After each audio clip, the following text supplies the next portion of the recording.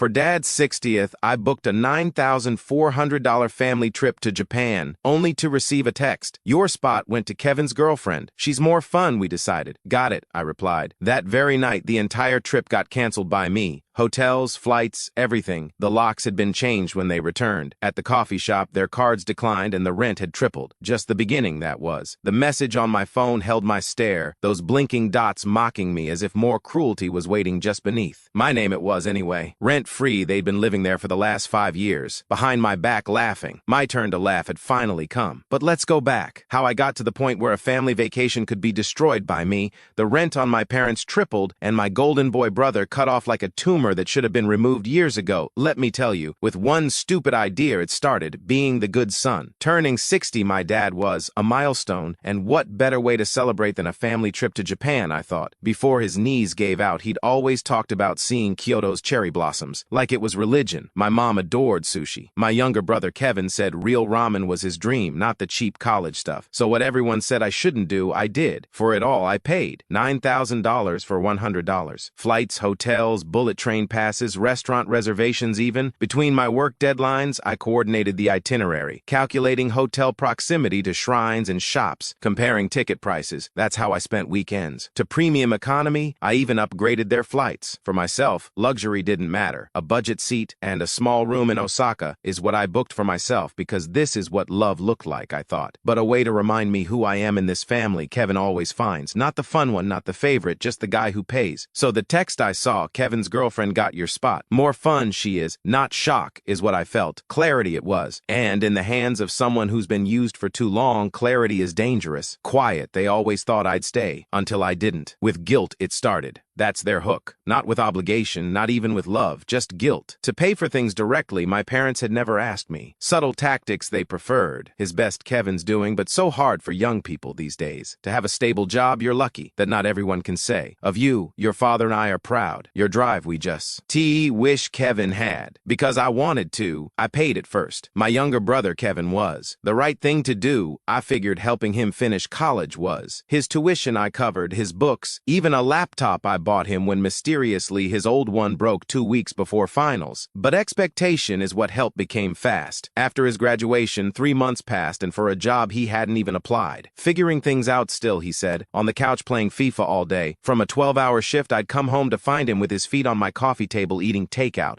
In a house I owned with food I paid for. Sometime he just needs. Him don't pressure, Mom would say. From his iPad, Dad wouldn't even look up. Breathe, let the boy, he'd mutter, as if the problem was me. When Kevin got a girlfriend, it got worse. Madison, Mads as I had to call her, she insisted. 2 months after they started dating, she moved in. Of course, no rent, no discussion, just there suddenly. My kitchen, my Netflix, my Wi-Fi, she took over. One night, my dress shoes she was trying on for a TikTok video, I found her. A character I'm doing. With a wink, she said. Weird, don't be. Kevin laughed. Relax, dude. Funny, she's. That word would haunt me. Silent, I stayed still. Paying, I kept. Because family. If we fought, what would Dad say? Because enough you make more than. The job I helped him get. When Kevin lost it, late 3 times in his first week showing up. His car payments I covered so his credit wouldn't tank. Her old sedan when Madison totaled. A used Mazda I co-signed in my name. I know, stupid. And on Dad's birthday trip when they surprised us all saying they wanted to come, I didn't blink. The plans I adjusted, more rooms added, hotels rebooked. My own PTO I even shifted around to make it happen. In return, what did I get? Kevin's girlfriend got your spot. More fun she is. Not just an insult that was. A revelation it was. What I'd always suspected. That one sentence confirmed. In my family's eyes, fun. Or loved or even respected I wasn't. Useful I was. With a heartbeat, a wallet. And happen, I'd let it. But done they weren't. Not even close.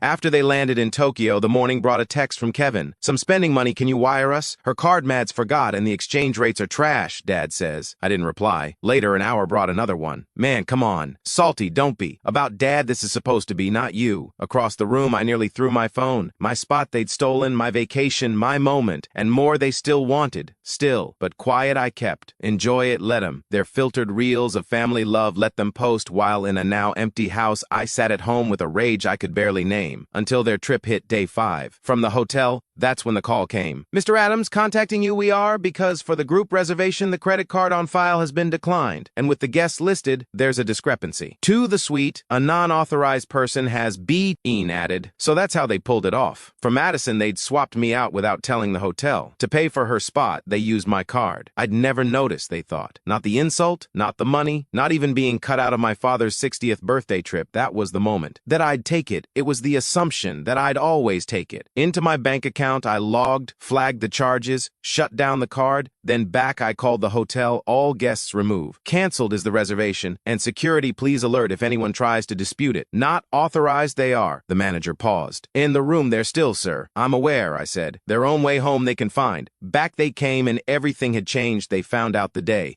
In the kitchen I was when the car doors slam I heard. Loud voices followed, panicked ones, my mother's high-pitched whine yelling Kevin was, above them all Madison's voice rising, shrill and angry. I didn't rush. My coffee I stirred and I did. Then the banging came. Boom, boom, boom, the door opened. Kevin's voice. In there we know you are. To the front entrance I walked, still in hand my coffee. Through the peephole I peeped. All three were there, red-faced, disheveled, in a pile on the porch, their luggage. For some reason, Madison was barefoot. The deadbolt I unlocked, just enough to meet their eyes I opened the door. To our keys, what happened? Kevin demanded. My coffee I sipped. The ones I had rekeyed. Oh, you mean? Any more they don't work. Man, seriously? He snapped. Right now, are you serious? Calm, I nodded. Serious, dead. Past him, Mom pushed. Off a 14-hour flight we just got. Hungry, exhausted we are. Trespassing you are, I said. Private property this is. Madison cut in, joking. You're sharp and mocking her voice was. Your own family, you're actually locking out. For a second too long, I stared at her, then flatly said, my family, you're not. Her jaw dropped. To me, Kevin turned wide his eyes were. Wow, okay. Messed up tea, his is. In Osaka, we were stranded with no money, no hotel, no Wi-Fi. What that was like, do you have any idea? Been tough, must have, I said. In a foreign country on someone else's dime being stuck, imagine. Wait, oh, what you did that's, red Kevin's face flushed. Us you humiliated. Everything you canceled. To the airport, we couldn't even get a cab. The cards they froze. Everything they froze. I said, yeah, my arms folding. When you commit credit card fraud, that tends to happen. Mom gasped. Fraud? Dramatic, oh don't be. My phone I held up, with a paused screenshot from the hotel manager's email, the screen glowing. Guest unauthorized, disputed charges. To the suite using my name, Kevin, did you or did you not add Madison? His mouth he opened, closed it. At Madison looked. She shrugged. Aside I stepped and into the house let them see. Much left there wasn't. Gone was the couch. Gone dining table, like they owned the place. All the furniture they used to lounge on, donated. Bare were the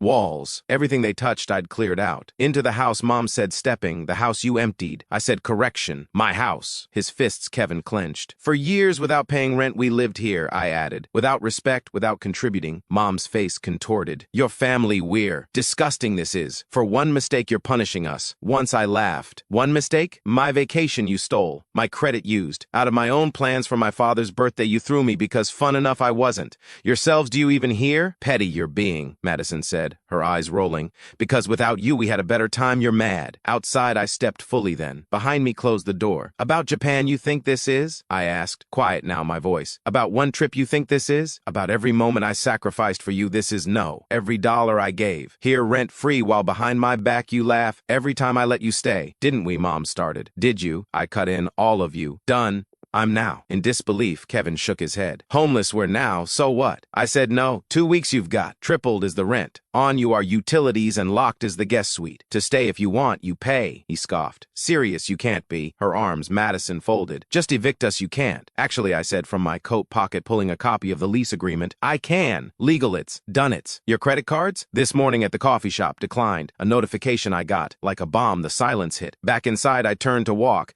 After me, Kevin lunged, my arm grabbing. Please wait, he said, cracked his voice. You don't understand. To go I don't have anywhere, Madison. Closer with the family this trip would make us, she thought. To hurt you she didn't mean. To argue, Madison opened her mouth but stopped. Crying Kevin was. At him I looked, really looked, and nothing I felt. No rage, no pity. Just a clean, cold emptiness. My brother you were, I said. And for entertainment value you try. Dead me. Not a family that's. A reality show that's. Inside I walked then, locked the door. Standing there in the wind I left them. To a new world they came back without me 3 days. After they came back, that's how long it took for the real chaos to start. After their return, the first morning was quiet. Too quiet. Yelling I expected. Guilt trips. In the family group chat maybe a barrage of messages, but nothing. Alone I had breakfast breakfast, a croissant, coffee, and a strange, satisfying sense of peace. In years, it was a silence I hadn't felt, the kind you hear, not the kind inside you carry. But my phone finally lit up by day 4. Talk, can we? Mom, about what happened, I'm sorry.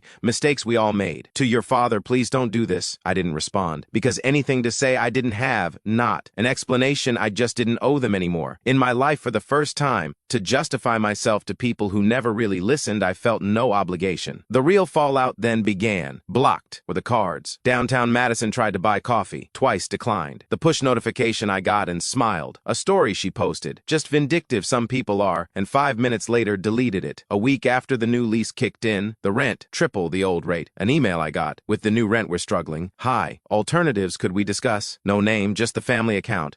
I ignored. Jobs. Years lounging in my house without a single proper job. Kevin, who'd spent part-time gigs, suddenly started picking up. At the gym, a friend told me at the front desk Kevin was now folding towels. Pity I didn't feel. Downtown to a small loft apartment I moved. Tall windows, concrete floors, everything minimalist. No family-style clutter. In the hallway, no borrowed shoes, no half-eaten leftovers that weren't mine. At 7:0, I woke up, the gym hit, from home worked. In the evening, took walks, and in years, for the first time, every moment, every dollar, every breath to me belonged. For Grow series, no texts asking to pitch in. About just a little help till payday, no guilt trips. From mom saying no calls your brother, it's say no, how can you, quiet just. In week 2, finally Kevin texted. I messed up, I know. I really do. Left mads. For this she didn't sign up, she said. Now I get it. Right you were. For a long time I stared at it. The same Kevin this was who at my plans laughed. Too serious I was, said. How to have fun I didn't know. Alone now he was. By the fun, girlfriend left without his human credit card, forced to face the mess. I didn't reply. The real bomb then dropped. From a lawyer, a letter. Partial ownership of the house your parents are claiming, based on alleged financial contributions over the years, my attorney explained. Proof we've requested. Nothing they've sent so far. I laughed. Because funny it was, not, but so absurd it was more it didn't deserve anything. If I owned something, they always believed rights to it they had. My mother's line I remembered. A family home this is, sweetheart. Ours is what's yours. But nothing now ours meant. Another message mom sent. To be like this, we didn't raise you. What dad would think this time? I replied. To serve you, you raised me. Now that ends. Most what shocked me wasn't their anger. Without me, how fast they fell apart, it was. 10-hour shifts Kevin was working, to cover bills scrambling. Old friends mom started calling, for having ungrateful children, the same ones she used to mock. Silent as always, dad. For every fight he'd been quiet, every insult, every betrayal. To neutrality his loyalty was. And in the world they built, they were finally living now. Where to fix everything I didn't exist. And on a new couch in a new apartment I sat, me, coffee no one criticized, drinking, by nothing I didn't choose, surrounded. In my life, for the first time, being used, I wasn't. For the first time, for people who never showed up for me, I wasn't obligated to show up. And for the first time, angry, I wasn't. I was. The problem, I was never. The solution, they abused, I was. Then screaming, sometimes silence is louder. Since I pulled the plug, 3 months have passed. No more free rent. No more brotherly favors. Love instead of leverage. No more pretending that family means that. Guilt or grief I thought I'd feel. Loneliness maybe, but no.